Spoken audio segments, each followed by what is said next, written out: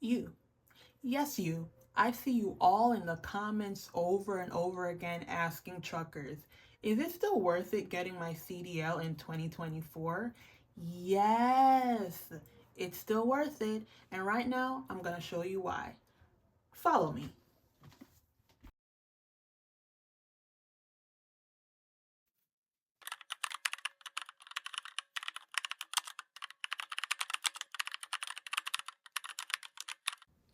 Okay, y'all. So when it comes to having your Class A, and I'm just going to focus on the Class A CDL license, I'm pretty sure you've already dived into the tractor trailer division because of course that's why most people get their license, right? Their Class A. They're thinking about becoming a truck driver.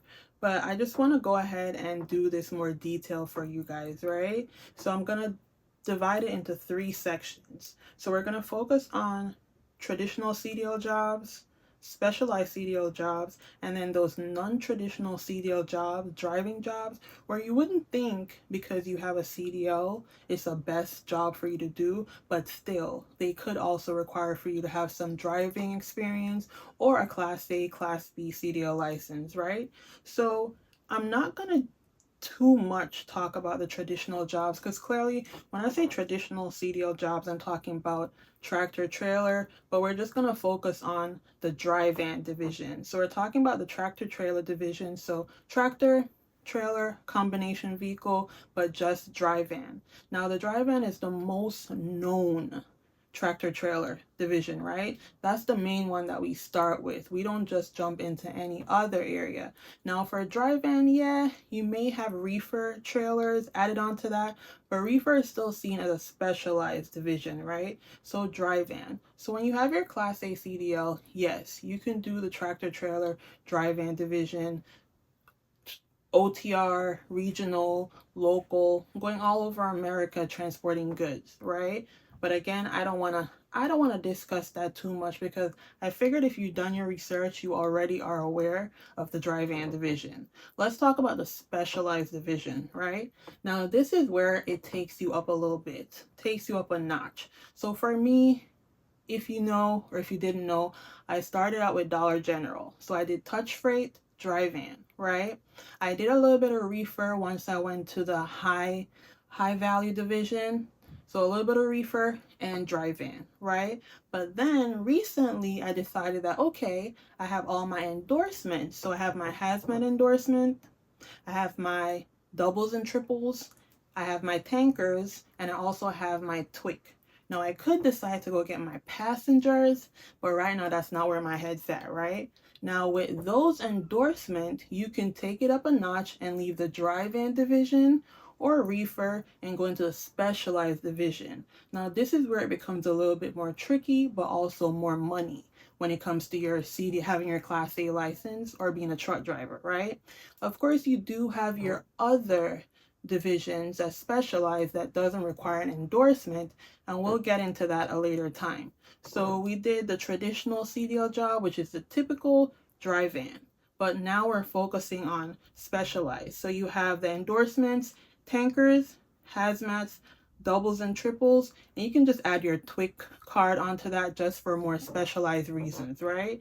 So in these specialized areas, you're dealing with clearly the tanker. You could be in fuel. You could be like me. I was doing the liquid food grade. You can do doubles and triples. So clearly two trailers or triple trailers, you're pulling that. So basically, with those jobs, it creates a level of more difficulty compared to the dry van. Of course, being a truck driver, everything is risky, right? But when it comes to the specialized division, it gets a little bit more increased when it comes to what you're pulling and what you're hauling. So you can choose to use your Class A license to do dry van, and then after some experience, or you may just be lucky and get into a specialized division like doubles and triples right away. Right, so those are two things you can use your Class A license for, right? Your CDL license. But in order to show you the value of your Class A, or what should I say? What's the question you've been asking? Is it still worth it to get my CDL?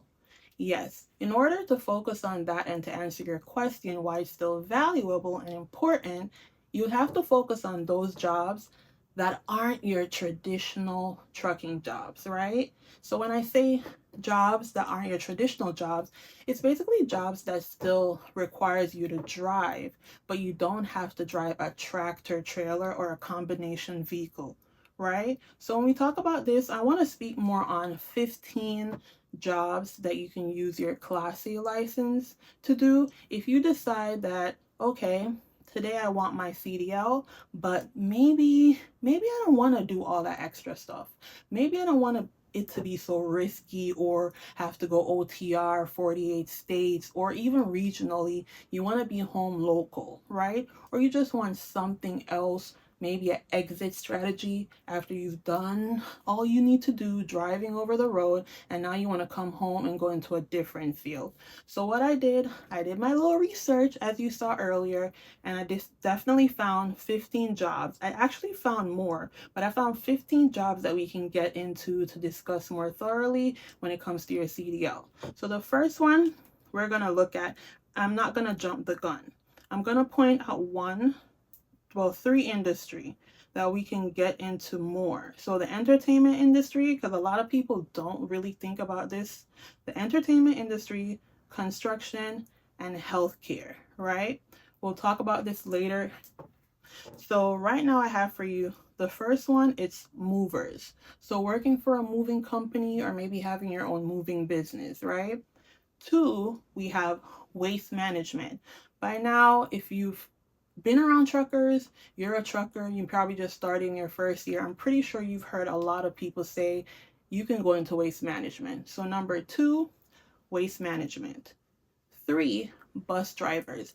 Now, clearly, this should be more of a popular, non-traditional job. It's not really non-traditional when it comes to driving, but clearly, you aren't going to be driving a tractor trailer, right? So you can use your Class A and be a bus driver, but you'd have to get the passenger endorsement.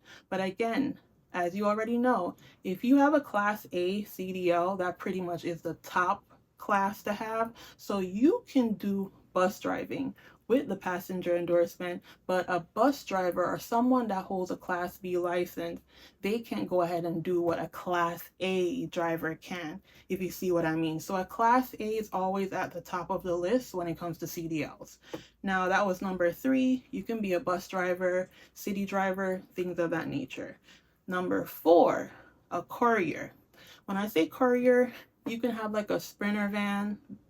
So you can use a Sprinter van to transport goods locally, right? Or maybe, I'm not sure if they go out of state, but locally, let's focus on that. Now, this is actually one thing that I've been looking into very, very, very thoroughly recently. Because if you remember, I'm taking that break right now to look into other areas, other certifications that I can gain, just in case I ever decide it's time to go, this trucking life is not for me anymore. So I looked into medical courier and pharmaceutical couriers, things of that nature, which will take you into the healthcare division, right? So some of you may know, but some of you may not know. The medical courier field has become, or it is, like a well-known or popular thing lately where it's about independent contracting. If you know about Uber and all those stuff, independent contracting has become a big thing. It's no longer just a gig work. This has become a big thing where you can buy a Sprinter van or you can use your car and create a business for yourself. For the courier division, you can actually work with companies like LabCorp, Quest Diagnostic, businesses that's in the medical field that collects DNA, things of that nature, and you can actually transfer DNA samples, things like that, right? So that's another thing to look at. So number four, courier service. Five, firefighter. And again, this video, I'm not going to go too deep into giving so much information because it's going to be very long. I'm actually going to take the time to break down five. So in each video, I'll do five of these options and I'll expound on it more thoroughly. So five, we have the firefighter. Six, we have the EMT. So that's the emergency medical technician. Seven, we have the construction area. Remember I mentioned that earlier? So construction, you have your dump trucks, concrete mixers, and so on. We have the heavy equipment operators.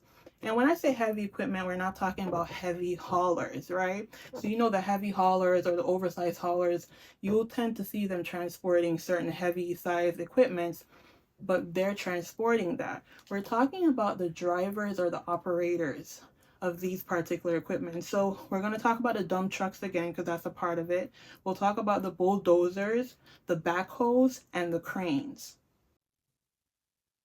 So now we're at number 9. We have the shuttle drivers, right? And for the shuttle drivers, I'll have to look into this more detail because we can also go into a case where they're transporting passengers. So they may need to have some requirements in terms of dealing with people, right? So motor person, number 10, motor person. We have 11, chauffeur, which is weird to say, but yes, chauffeur is a big one. We have 13, which is a tractor operator. Clearly, this is going to be for the farming sector.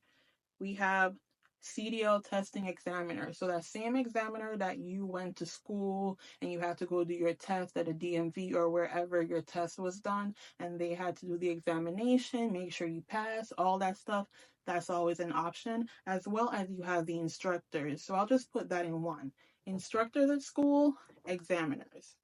You also have the utility company drivers, and this is a big one. So let's say for Florida Power and Light, I know that because I used to live in Florida, or PICO because I live in Pennsylvania, right?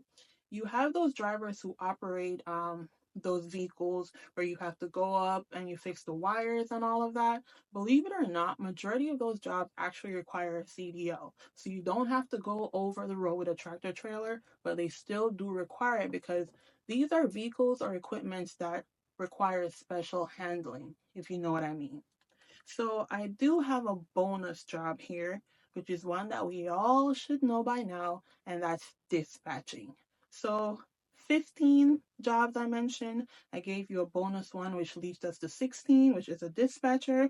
And y'all, I'm not gonna draw it out. Like I said, I'm gonna break down this list into 5 jobs. So 3 videos, 5 jobs being discussed, and I'm gonna go into the earnings, what you would need, the companies that possibly hires for these jobs, and things of that nature so we can discuss it. Because at this moment, with me going through my break, I'm on a little break, as you know. I'm approaching my 1 month since I haven't driven a truck. These are things that I've been researching while I'm home, right? What's next? The possibilities. If I had to do an actual official exit, what would I do with my CDL? When I decided to get my CDL, it wasn't just a whim decision. I worked for Amazon. They paid for it for school. I decided I want something that doesn't take a long time, but the earning potentials was great. CDL was the quickest and the most reliable one when it comes to my earning, right? So I went with CDL. But additionally, I also looked into what other jobs could I do? How great is it for me to have this license? And that's what I want to share with you. So we're going to get into a more lengthy discussion as time progresses because I want to do these videos for new drivers who are thinking about coming into the industry and need to know their options, right? I don't want to sell you a dream, but I also want to let you know that yes, your CDL is a tool for you. And before you start to go to school, look into what you can do outside of the tractor trailer division. You don't have to go out on the road to use your CDL. If you choose to come off the road, there's so many options you can go into where you don't have to worry. You don't have to worry if you're going to have a job. Now, the issue is, will the money be the same? But in terms of finding a job, no. I don't think you'll ever be really unemployable with a CDL unless something really, really bad happens. But for the most part, you are employable. So, y'all, I hope you found this video educational and we're going to just discuss this further. So, like, share, and subscribe. Thank you so much for watching. It's your girl, Just Trucking It Tati, and I'll catch you on the next video. Bye, y'all.